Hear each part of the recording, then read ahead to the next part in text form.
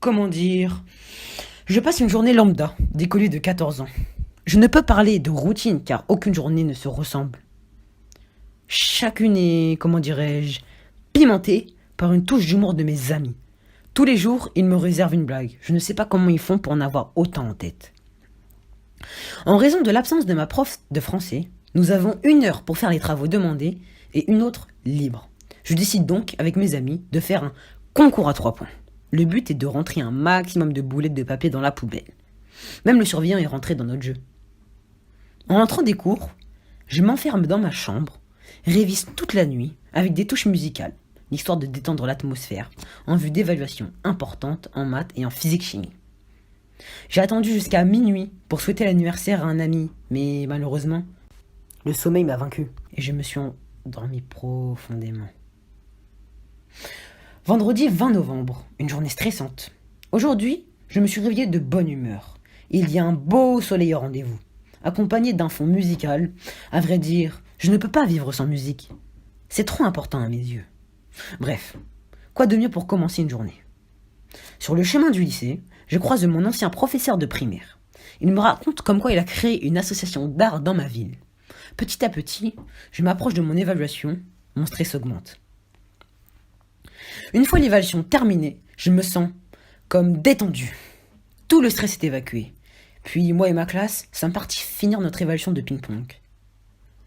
Après ma magnifique prestation, non, je rigole, je suis arrivé 2e sur 4.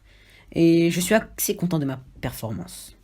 Moi et mes potes sommes rendus au carrefour du coin pour discuter autour d'un goûter dans le but de bien finir la journée. Une fois rentré chez moi, je me suis écroulé sur mon canapé et me suis endormi jusqu'au lendemain matin.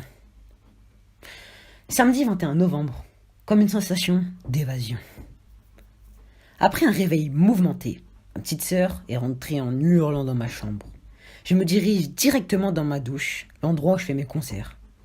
J'ai rendez-vous avec mes coéquipiers au terrain de basket du coin, afin de taper nos meilleurs 1 contre 1. Beaucoup de trash talking, paroles essayant de déstabiliser nos adversaires, et énormément de paniers. Nous rentrons super contents de s'être retrouvés dans une bonne ambiance. Je sais que c'est un pseudo-confinement, mais rester à la maison me donne la sensation d'être en prison. Le soir même, je crée une session de jeux vidéo de 2 heures en compagnie de Hotman. On a joué jusqu'à pas d'heure. Dimanche 22 novembre. De belles retrouvailles. Oula, aujourd'hui je suis fatigué. Je me suis levé à quasiment midi. Un peu plus tard dans la journée, par la fenêtre, je vois un de mes meilleurs amis d'enfance faire du vélo. Je lui ai ensuite appelé pour le rejoindre. Ah, quel agréable moment de passer une partie de sa journée avec un de mes meilleurs amis. Une fois rentré, j'aide mon père à monter un meuble dans ma chambre. Parfait pour finir une journée en beauté. Lundi 23 novembre, une nouvelle semaine. Aujourd'hui on est lundi. Je remarque que le lundi, c'est un jour de la semaine détesté par tout le monde. Je suis pas le seul, enfin j'espère. Bref, aujourd'hui je rattaque une nouvelle semaine. En raison de l'arrêt des notes, nous avons moins d'évaluations, donc une semaine normalement plutôt tranquille. Rien d'intéressant à raconter sur cette journée, à part le fait que j'ai fait une réunion Zoom avec mon club de hand pour garder les liens d'équipe. N'empêche, l'entraîneur a eu raison. Qu'est-ce qu'on a rigolé, c'était incroyable. Mardi 24 novembre, un réveil matinal.